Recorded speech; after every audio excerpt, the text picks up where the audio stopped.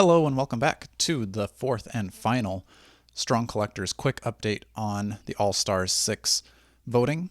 Today we found out who our All Star alumni winner is from the fan voting, and that is Sir Ignatius. So this is actually the first one that I voted for, or at least the first one that I voted for that won. Just a reminder, we had Clavian, we had Gorthok, and we had Bolthar, and now Sir Ignatius. Again, this one, I think, makes a lot of sense for this wave because it's going to be a Necronominus, and Necronominus kind of goes against the Order of Etheron. So Sir Ignatius being a part of that faction is probably going to fit in well with hopefully some other figures that are going to be coming with this wave. At least that was kind of my thought process when voting for this because, like I've said this week, Asterion is also a really good pick. I like him a lot. Pixis is even really cool. But I think for this wave, it needed Sir Ignatius. That was kind of my thought process in voting for it. But anyway, if you've been following along for the week of updates and you're not subscribed, please subscribe. We're going to be talking about Mythic Legions. We've still got the big update coming tomorrow. Probably not going to be putting that episode out tomorrow because it won't be until later in the evening that we see all those figures. We're going to record it Saturday morning, and I'm going to try to get that out hopefully on Saturday. Saturday is going to be really busy. Might be more Sunday. But we're going to get you that this weekend, so stay tuned for that. But subscribe. We've got Mythic Legions content. And if you're not really a Mythic Legions fan and you've just been listening to me talk about Mythic Legions this week, don't worry. Jordan and I are going to get back together to talk about Marvel Legends and other action figures as well. We've already recorded a McFarlane leaks, so we're going to be talking about all the DC multiverse leaks that we found. And then we've got another Marvel Legends one that we're going to probably put out maybe at the end of next week, or it's coming soon. So if you're not a Mythic Legions fan, don't worry. You probably are if you're watching this, but if you're one of our regular subscribers, you're like, where's the Marvel Legend content? Where's the other action figure stuff? We're all talking about Mythic Legions this week. We've got a lot of reveals this week, so that's why I wanted to really focus in on this. But other stuff is coming too. So let's get back to Sir Ignatius. Sir Ignatius, he kind of comes a little lighter on the accessories, but with him, I feel like it is a little bit more justifiable because he's so unique, which I guess Gorthok is also pretty unique, but Sir Ignatius, he's going to come with the shield, and it's got the faction logo on it.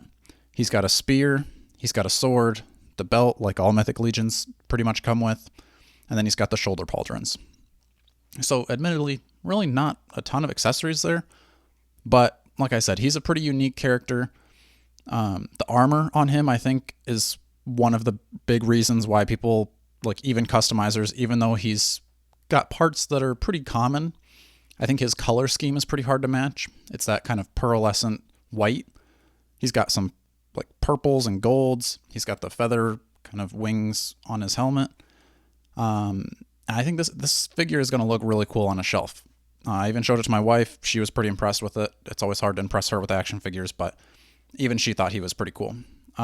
So I think, and I've even seen some pop and swaps of people that have him because he's come out, I think this was in the very first wave, but then he's also been in, I can't remember if it was the first or second All Stars, but they did some pop and swaps. I think it was Toy Bros that did the pop and swap with Azar, and Azar is one of my favorites, so I'm probably going to have to end up doing that too. But yeah, I think this one it was an obvious choice, I think, but at the same time, there was a lot of love in the group, and it's always hard to tell in the Cabal because it's just a small part of the Mythic Legions community at large. But there was a lot of love for especially Pixis.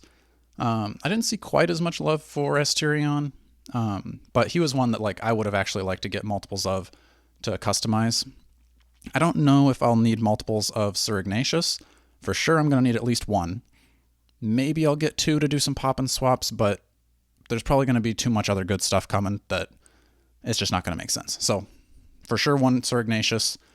Like I've been saying all week, Clavian is he's on the fence. I'd like him, but it's going to depend on how much I'm spending on the newer figures.